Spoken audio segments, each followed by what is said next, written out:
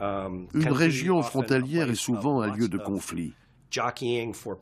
Il faut déterminer qui va faire du commerce et en retirer les bénéfices, qui va contrôler les routes, comment va être partagé le gâteau, qui va jouer les intermédiaires, etc.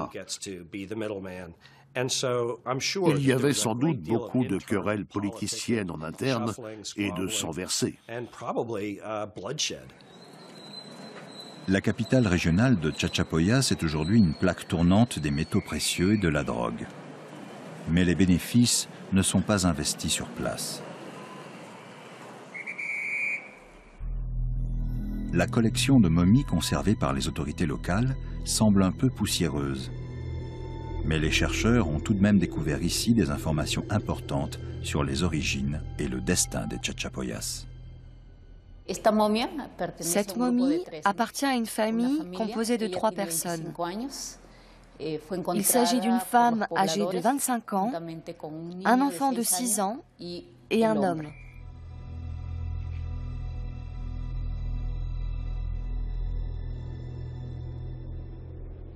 Les orifices qu'on aperçoit sur la tête, 3 sur la partie postérieure et 1 sur la partie frontale, semblent provenir de blessures de guerre.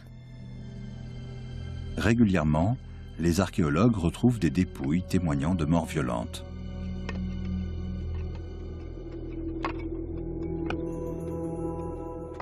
Les Chachapoyas étaient réputés pour être extrêmement belliqueux.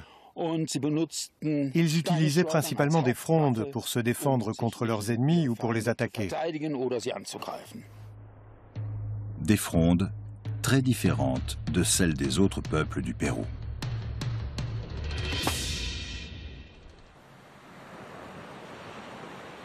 Une fois de plus, retour sur le vieux continent à Majorque.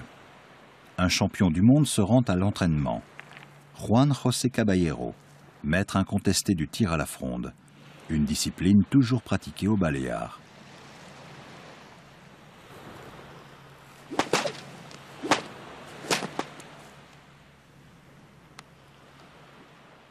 Hans Gifhorn lui a rapporté la copie d'une fronde des Chachapoyas retrouvée au Pérou, à plus de 10 000 km de là.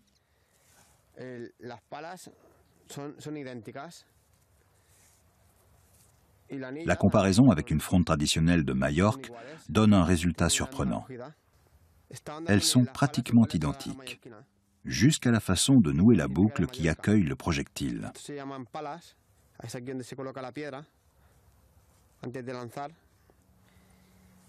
Les ancêtres de Juan enroulaient leur fronde autour de la tête. Les Chachapoyas les portaient également sur le front en ornement. Ces coutumes ont cependant été oubliées depuis longtemps. À Huancas, d'autres traditions ancestrales ont perduré.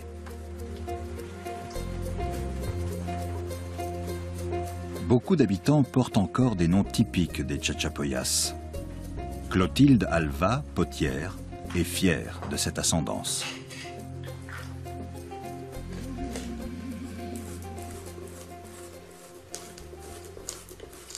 C'est un héritage des Chachapoyas qui ont fait alliance avec les Espagnols. Ils nous ont laissé cet héritage. On sait que les Chachapoyas étaient des commerçants très dynamiques. Ils faisaient en général office d'intermédiaires, une situation très recherchée car très lucrative. Ils avaient accès à tout. C'est l'une des raisons pour lesquelles leur art, leur architecture et leur culture ont connu des influences aussi diverses. Ils avaient le monde entier à portée de main, un peu comme les New-Yorkais. Leur organisation commerciale était pour ainsi dire une institution et ils occupaient un emplacement stratégique. Les femmes Chachapoyas étaient également très prisées. Cette peinture inca les représente avec une peau claire et des cheveux blonds vénitiens. Le seigneur inca choisissait la plus belle pour lui. Blonde, Cecilia Flores l'est aussi. Elle vit en bordure du village de Huancas avec sa famille. Physiquement, elle ne ressemble pas à ses voisins à la peau plus mate et aux cheveux noirs. Cecilia mène une existence traditionnelle, comme tout le monde ici.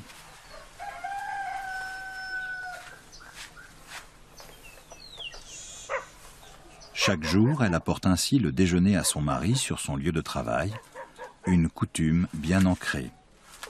Mais elle n'explique pas son physique particulier. Nous sommes 4 frères et sœurs. Nous sommes 3 à avoir les cheveux clairs. J'ai également 2 cousins qui vivent à Chachapoyas qui ont les cheveux blonds aussi. Je connais une petite fille qui est la seule de sa fratrie à avoir les cheveux blonds. Nous avons demandé à mon père pourquoi nous avons les cheveux de gringo. Il nous a répondu que ses grands-parents avaient les cheveux blonds aussi, mais ils sont morts. Aucune source n'indique que les Chachapoyas étaient tous blancs. Le chroniqueur espagnol Pedro Cieza de León a écrit, après avoir voyagé au Pérou et dans d'autres colonies, les Chachapoyas sont le peuple le plus clair de peau que j'ai jamais vu. Ils sont agréables et gracieux. Leurs femmes sont belles.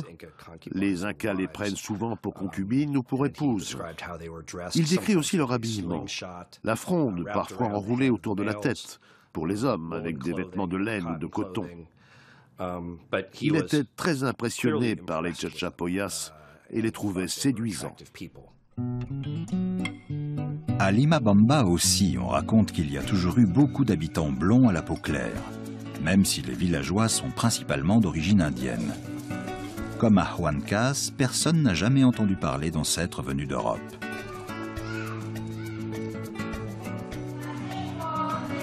Une visite à l'école permet de constater la présence d'enfants blonds à la peau claire.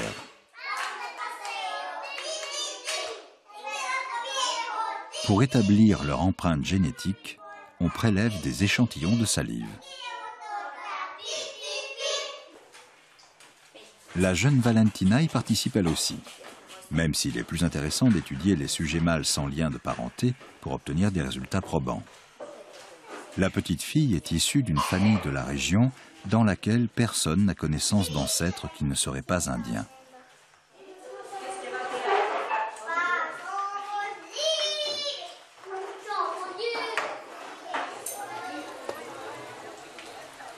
Juan a également donné un échantillon.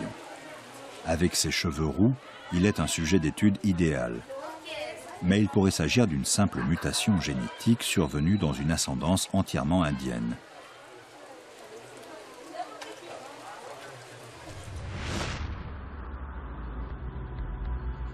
À l'Institut de biologie moléculaire de l'Université de Rotterdam, aux Pays-Bas, une équipe de chercheurs attend les échantillons péruviens pour les analyser.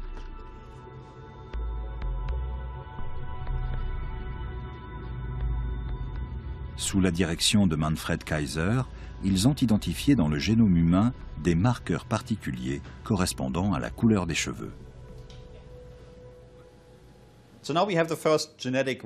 Nous avons les premiers résultats des analyses génétiques sur les échantillons du Pérou. La première question que nous nous sommes posée, c'est de savoir si cette couleur rousse est d'origine européenne ou non. L'analyse de l'ADN nous permet de classer les sujets en fonction de leur origine géographique. Nous avons donc pu déterminer que ces individus avaient des ancêtres d'origines diverses. Nous avons 10 à 15% d'origine européenne, ce qui correspond aux cheveux roux. Mais le reste de leur génome, au vu de nos analyses, est d'origine amérindienne. L'analyse génétique indique également de quelle région provenaient les ancêtres européens des sujets analysés. À ce jour, tout semble indiquer qu'ils venaient de l'ouest de l'Europe. Nous avons détecté un chromosome Y du groupe R1b qui est le plus fréquent dans les îles britanniques et dans le nord de la péninsule ibérique. La Galice, dans le nord de l'Espagne, a été autrefois occupée par les Celtes. Sur le marché de la Corogne, le poisson vendu au port à la criée vient d'arriver. Ici, la pêche et le commerce maritime ont toujours déterminé le destin des habitants. Les ancêtres de ces Galiciens ont-ils introduit leur patrimoine biologique et culturel au Pérou?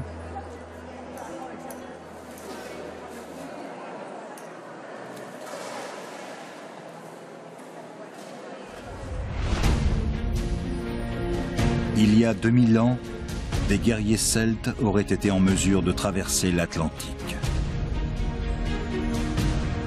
Peut-être avec les survivants de Carthage, en fuite devant les légions romaines.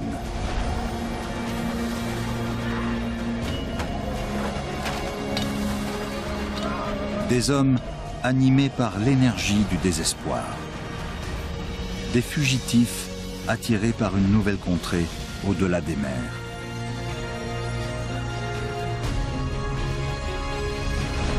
Ont-ils laissé des traces là-bas? Des habitations rondes et des forteresses, comme en Galice? Une hache ornée d'un animal inconnu en Amérique du Sud? Des urnes funéraires ornées des motifs en spirale celte, semblables à certaines productions méditerranéennes? Ou des méthodes thérapeutiques sophistiquées? Les avis sont très partagés. Je ne constate pas de rupture, de tournant culturel, ni d'invasion de style ou d'éléments étrangers. Pour moi, rien n'indique que tout a changé du jour au lendemain. Hans Gifhorn est pourtant convaincu de sa théorie et compte sur les avancées de la science. On a encore très peu étudié la culture des Chachapoyas. On peut s'attendre à de nombreuses surprises. Seuls quelques indices vont pour l'instant dans ce sens. Les preuves définitives restent encore à trouver.